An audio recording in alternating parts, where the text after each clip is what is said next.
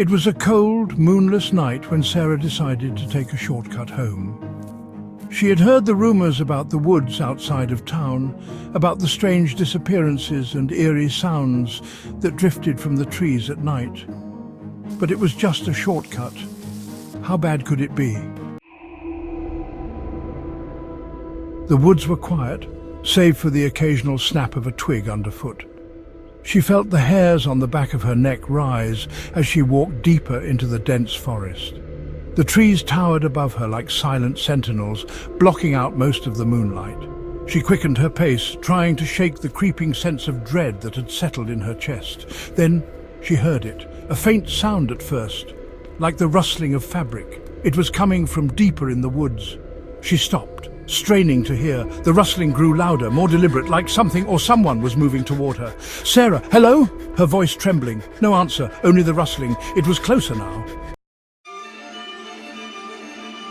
Her heart pounded in her chest as she tried to convince herself it was just an animal. But then she saw it.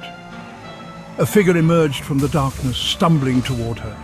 Its skin was stretched tight, almost translucent, revealing the muscles and veins beneath. The face was grotesque, half hidden behind a mask of skin, the eyes bulging from their sockets.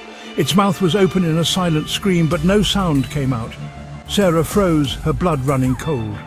The figure was dragging something behind it, something heavy.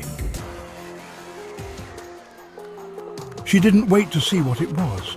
She turned and ran, pushing through the underbrush, her breath coming in sharp gasps.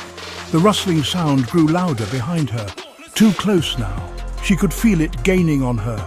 A sharp pain shot through her leg as something grabbed her ankle. She screamed, but the sound was swallowed by the darkness. The figure yanked her to the ground, its cold, clammy hands gripping her, pulling her toward it. Through the haze of panic, Sarah saw it more clearly now. It was dragging a sack full of what looked like skin. Human skin. "Sarah, no! Let me go!" But the figure didn't respond. It didn't need to. It had already collected what it needed. Sarah's screams echoed through the woods as she was dragged closer to the thing, closer to the fate of those who had disappeared before her. The next morning, the woods were eerily quiet again. The only trace of Sarah was a single bloody handprint on a tree, the rest of her gone without a trace.